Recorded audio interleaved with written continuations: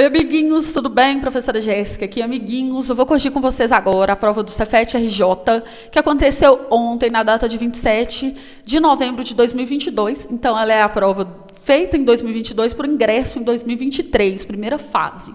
Né? Amiguinhos, o que eu tenho a dizer sobre essa prova foi muito fácil, na minha opinião. Né? Foi uma prova aí que teve quantia de menos para fazer, foi bem tranquilinha mesmo, espero que vocês tenham ido bem nessa prova. Caiu algumas questões que eu tinha falado na nossa revisão, quem veio viu, né? Aquela questão do suco de laranja, eu deixei aqui uma praticamente igual que eu resolvi por teste alternativo. Então, assim, estava uma prova bem tranquila. Ela foi até um pouco menos do que a minha expectativa, mas espero que vocês tenham ido bem.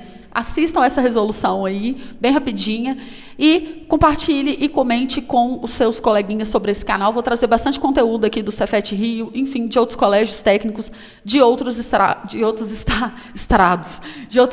também, né? Então, espero que vocês curtam aí, porque eu estou querendo expandir para além de Minas, né, amiguinhos? Expandir as fronteiras aí, para poder trazer mais amiguinhos aí de outros estados deste país para esse canal. Beleza? Se você for um aluno aí do futuro e estiver estudando para Cefet Rio ou para qualquer outro colégio técnico, dê uma olhada aqui na descrição. O meu curso Matemática para Colégios Técnicos, para você fazer a prova assim, ó, mel na chupeta, descobrir todos os segredos dessas provas aí para ingresso no seu colégio dos sonhos do primeiro ano. Beleza? Então, let's bora! Amiguinhos, último recado, quinta-feira, às 19 horas, vou fazer a última revisão do ano, né? Porque agora as provas parece que vão acabar, né? No sábado e no domingo, nós teremos as provas do CEDAF no sábado e no domingo a do IFMG. Então, caso você for fazer alguma dessas provas e quiser participar da revisão, você já sabe o processo, né, amiguinhos? Pix, comprovante, grupo, quinta-feira, 19 horas, eu e o professor Laércio, quebrando tudo aí, se Deus quiser, nessa revisão do IFMG e do CEDAF juntos e misturados. Se eu fosse você, eu não perdia, né? Porque você viu que a minha revisão para o Coltec foi um sucesso. Eu estou dando uma olhada aqui agora, a prova acabou de sair nesse exato minuto, eu vou começar a corrigir para ver se eu lanço hoje também aqui no canal, né? Mas, enfim, você viu aí o tanto de coisa que eu acertei, que eu falei que ia cair e realmente caiu. Então, não perca essa revisão, porque vai estar top. A comissão Covid de uma certa escola determina que o número de estudantes, incluído o professor, em uma sala de aula não pode ultrapassar a relação de 0,125 estudantes por metros cúbicos. Isto é, a razão entre o número total de pessoas pelo espaço da sala, volume em metros cúbicos. O número máximo de pessoas que poderá permanecer em uma sala de aula com o formato de bloco retangular de dimensões 10 por 6 por 2,8 é. O que eu vou fazer aqui, eu poderia fazer uma regra de 3, tá? Mas eu vou fazer o seguinte, eu tenho 0,125 estudantes por metro cúbico. Se eu multiplicar isso aqui por uma quantidade de metro cúbico, vai cortar e vai dar o número de estudantes ou de pessoas. Então, aqui eu vou ter 10 vezes 6 vezes 2,8, ele deu tudo já em metro, então isso aqui facilita muito a vida da gente, né? E aí eu vou simplesmente multiplicar, certo? Eu tirei as unidades só para não ficar poluído. Então, olha o que eu vou fazer. Eu vou transformar este número aqui em uma fração, certo? Para eu não ter que trabalhar com um número que tem 3 dígitos, amiguinhos. Esse número ele tem 3 dígitos, 1, 2 e 5. Se eu transformar ele em fração, a gente consegue trabalhar com ele aqui com números naturais mais bonitinhos. Então, preste atenção. Se você anda 3 casas com a vírgula, ele fica 125 sobre 1000. Correto? E aí você simplifica agora essa fração. Se eu pensar em moedas de 25 centavos, ó, R$1 é 4 mais 25 centavos, vai dar 5 moedas, e R$10, cada R$1 é 4, R$10 dá 40. E aí eu simplifico em cima e embaixo por 5, ó, em cima dá 1, embaixo dá 8. Então esse número aqui, ele é 1/8, fração manjada, né? Então eu vou vir aqui, tirar essa fiura de número e colocar essa belezura no lugar. Beleza? E aqui eu vou andar uma casa com a vírgula, vai ficar 28 sobre 10. Beleza? Então, aqui eu tiro e aqui fica um 10 embaixo. Agora vai rolar um mão de tesoura cabuloso, né? Eu vou dividir, ó, 8 e 6, ambos por 2. Aqui vai dar 4 e aqui vai dar 3. E eu vou dividir 28 por 4, que vai dar 7. 7 vezes 3, 21. Beleza? Aí você fala, professora, eu multipliquei tudo. Gente, é óbvio que vai dar certo. Só que você vai ter que fazer uma conta de um número com 3 dígitos e eu me recuso. Eu trabalho apenas com tabuadas, senhores, porque eu não sou obrigada. O Fla-Flu é o clássico com o maior público da história do futebol. Em 1963, houve 194.603 torcedores presentes em uma partida realizada no Maracanã. Em 2022, no mesmo local, no segundo jogo da final do Campeonato Carioca, o Fla-Flu recebeu 67.754 torcedores. A quantidade de torcedores a mais que o Fla-Flu de 1963 recebeu em relação ao ano de 2022 foi de... Eu li essa questão e até falei assim, gente, será que tem alguma pegadinha que eu não estou enxergando? Mas não, amiguinhos, é só isso mesmo. É só subtrair, né? Então, aqui, o que eu vou fazer? Não dá para tirar 4 de 3, eu vou ter que emprestar. Aqui vai virar 9, aqui ficou 13, ok? 13 menos 4 vai dar 9, beleza? 9 menos 5, 4. Aqui vai ter que emprestar para cá, vai ficar... Lembrando que esse já emprestou para lá, né? Então, aqui vai ficar 15, 15 menos 7, 8. Aí, esse virou 3, esse aqui vai ter que emprestar. Enfim, gente, fazer conta de menos, né? Cada um faz de um jeito aí.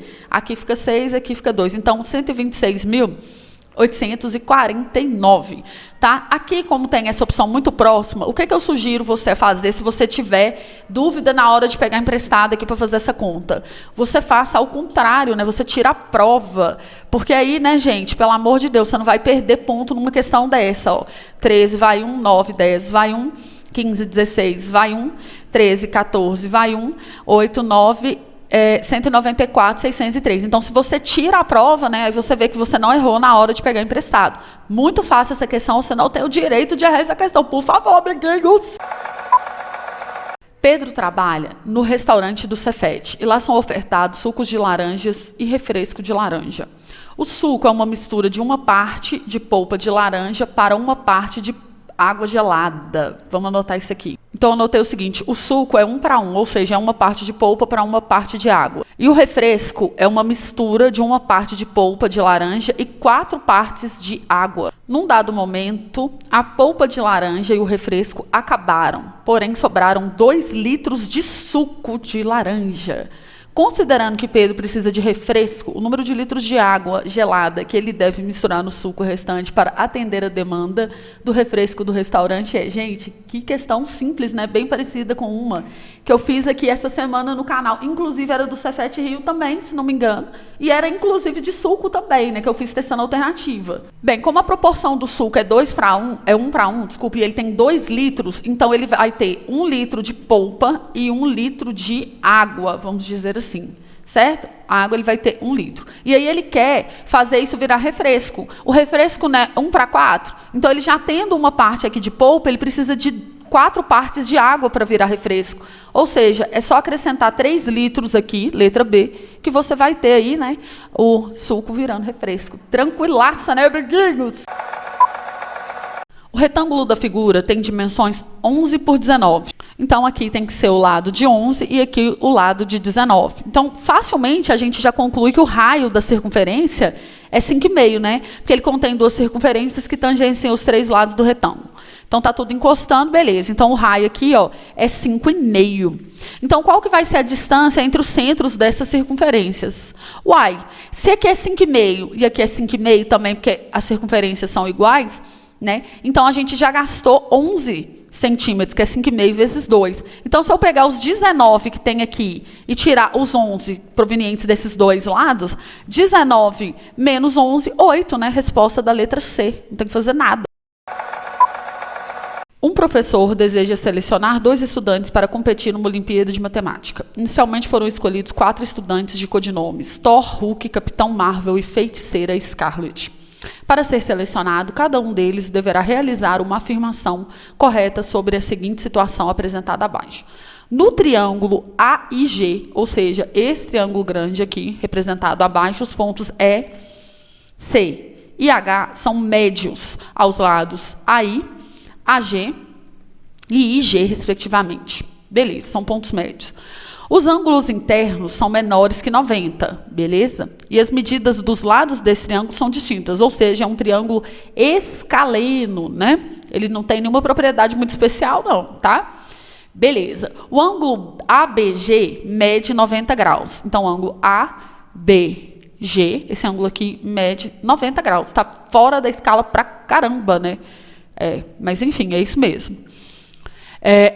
A mediana relativa a um vértice de um triângulo consiste no segmento com extremidade nesse vértice e ponto médio no seu lado oposto. Quer dizer, a mediana desse segmento aqui, ó, ela divide esse lado para cá igual a esse e liga ele ao vértice oposto. É só isso que ele quis dizer. Ele definiu o que é uma mediana.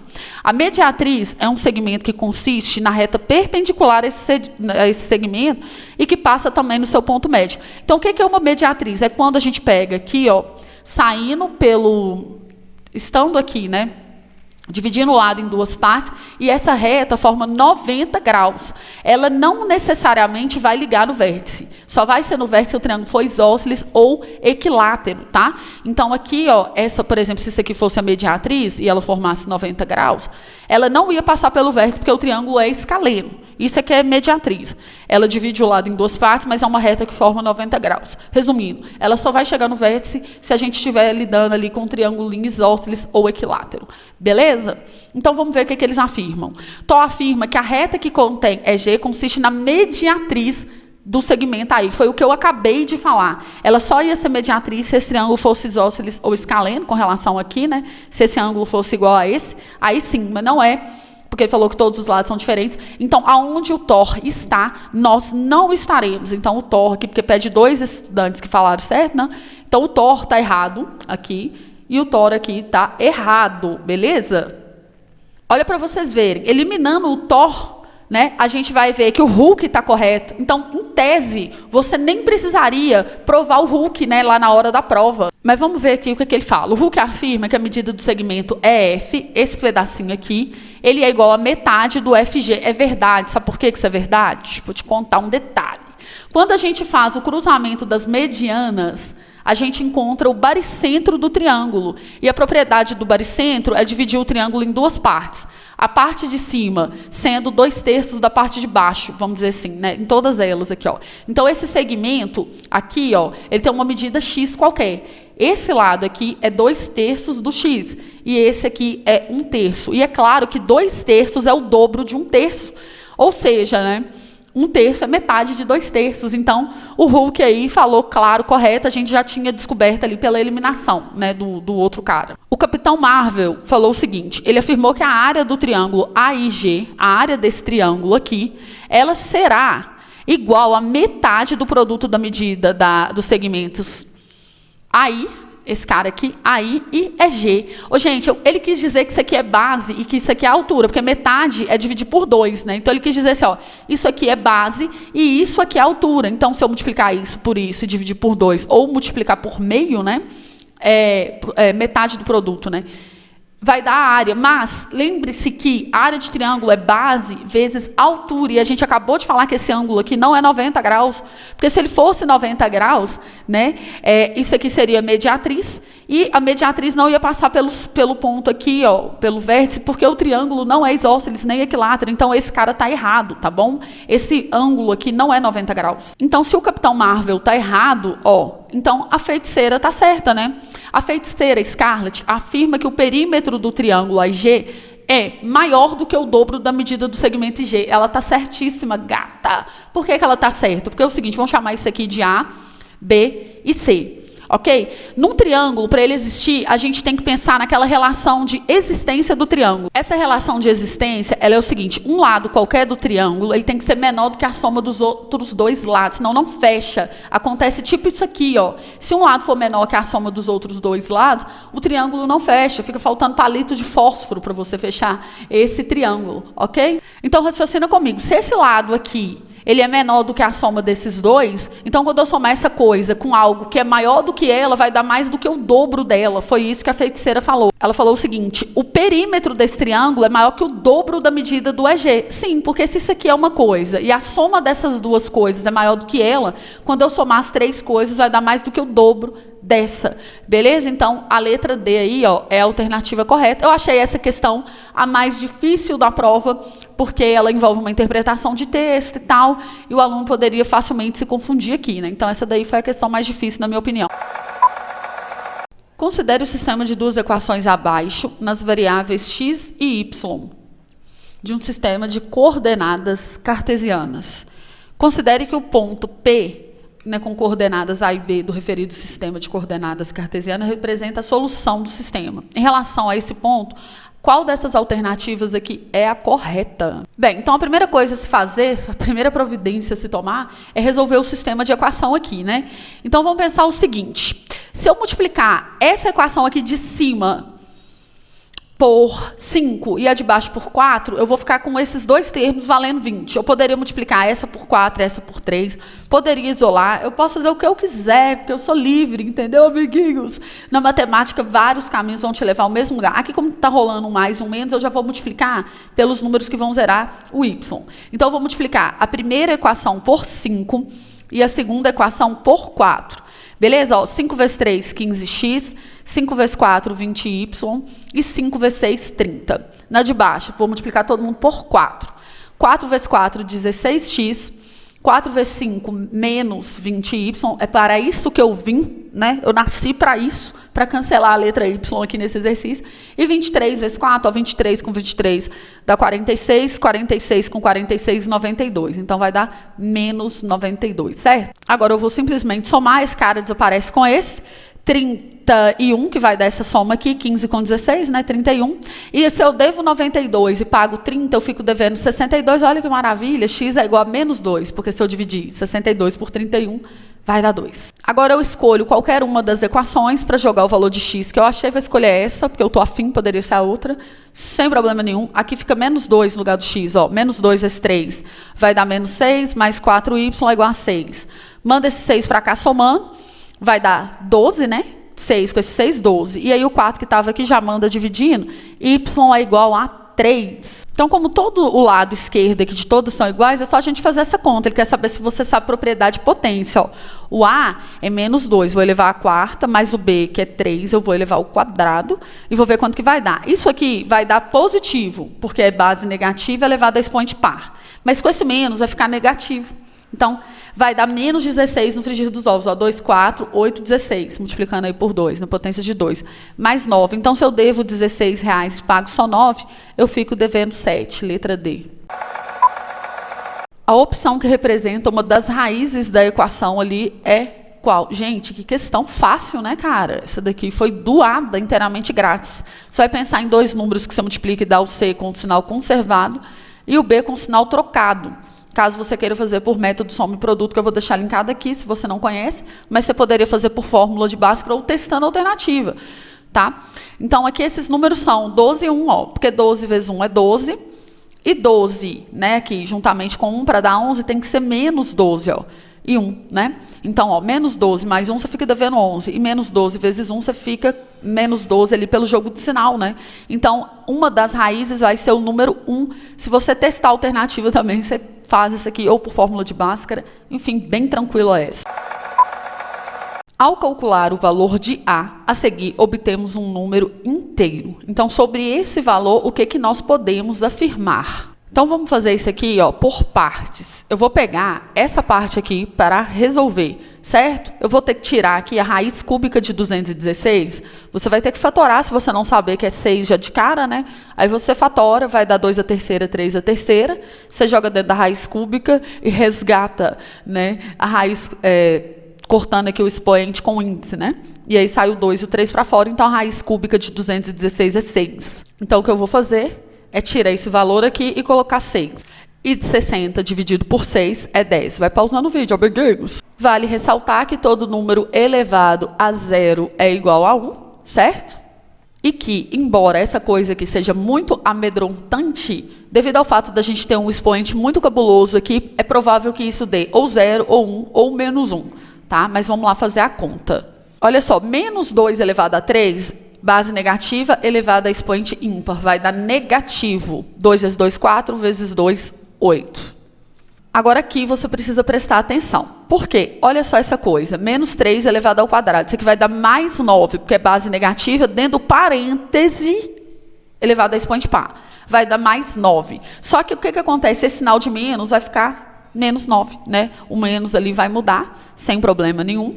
A raiz quadrada de 64 é 8 e a raiz quadrada de 81 é 9, ok? Se você deve R$8 e deve 9, você deve 17. Se você tem R$8 e ganha 9, você fica com 17. Uma coisa dividido por ela mesma é igual a 1, só que aqui menos com esse mais vai dar menos 1, como a gente havia deduzido. Agora preste atenção, um número negativo elevado a expoente ímpar, né? Menos 1 vai dar menos 1 a resposta. Só que esse menos vai fazer esse menos 1 virar mais. Então preste muita atenção.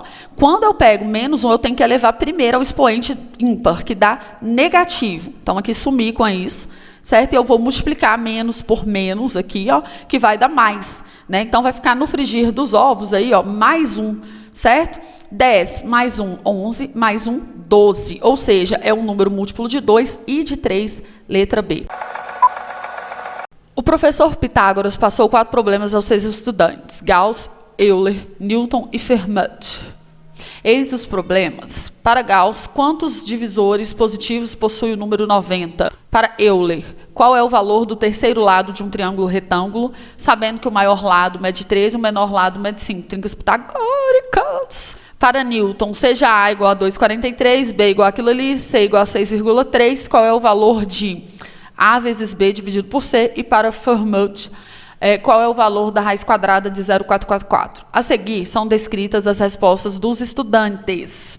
O Gauss falou que era 12, o Euler falou que o terceiro lado mede 12, tá correto, que é uma trinca pitagórica, tá? Aquele ali, o do Gauss, eu ainda vou conferir, esse aqui tá certo. Newton falou que é 0,135 e o Fermat falou que esse aqui é 0,44. Olha só, esse aqui dá pra gente fazer logo, ó, porque esse número 0,44 é uma dízima periódica, 4 sobre 9, né, se eu tirar a raiz, fica 2 sobre 3, e 2 dividido por 3 é 0,66666. Então, o Fermat estava certo também, né? Vamos ver, então, se dá para a gente eliminar algumas coisas. Nenhum deles acertou? Claro que não, né? O Fermat e o Euler, pelo menos, tem que estar na jogada. Somente Gauss e Fermat acertaram, eu não sei como é que fala esse nome, tá?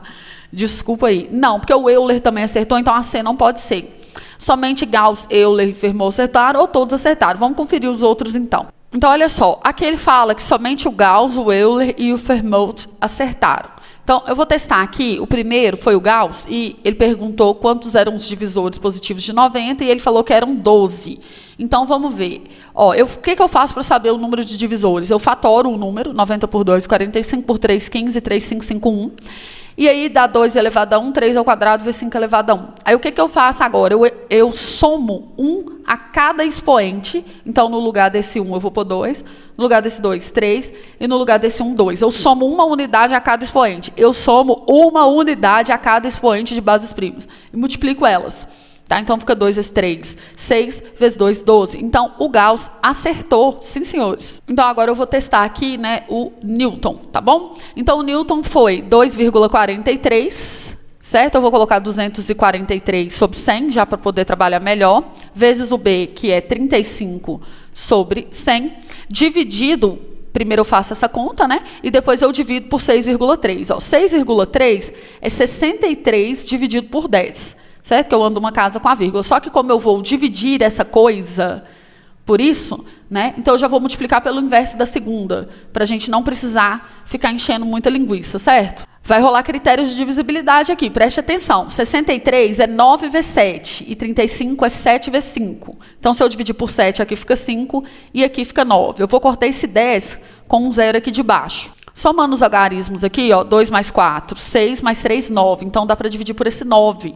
Tá? Eu vou deixar um macete aqui para você dividir por 9, depois você vai lá e olha. Esse último dígito aqui sendo 3, a divisão vai terminar em 7, que é o que falta para chegar no sistema decimal. 10 dedos na mão. Se você tem 3, falta 7. E depois o número 24 é o número 27, certo? Na reta numérica que termina em 7. Você tem que ir lá olhar o vídeo para você entender o rolê, tá? Então, você consegue fazer divisão por 9 só de olhar o número, beleza? Isso facilita muito a sua vida aí. E aí, agora eu vou fazer o seguinte. Eu vou dividir 10 por 5, que vai dar 2. Ok? E aí vai ficar, olha, vejam vocês, 27 dividido por 100 fica 0,27. E aí, se eu dividir isso por 2, né, que ainda vai ter que ser dividido, vai dar 0,135. Né? Isso mesmo, amiguinhos. Olha só, 0,27 dividido por 2, 0,135. O Newton acertou, né? Óbvio, né, gente? Claro que o Newton ia acertar, o Newton é o cara. Então, todos acertaram. Letra A. Beleza? Uma questãozinha que dá um pouquinho mais de trabalho, né? Mas ela relembra aí propriedade de aritmética.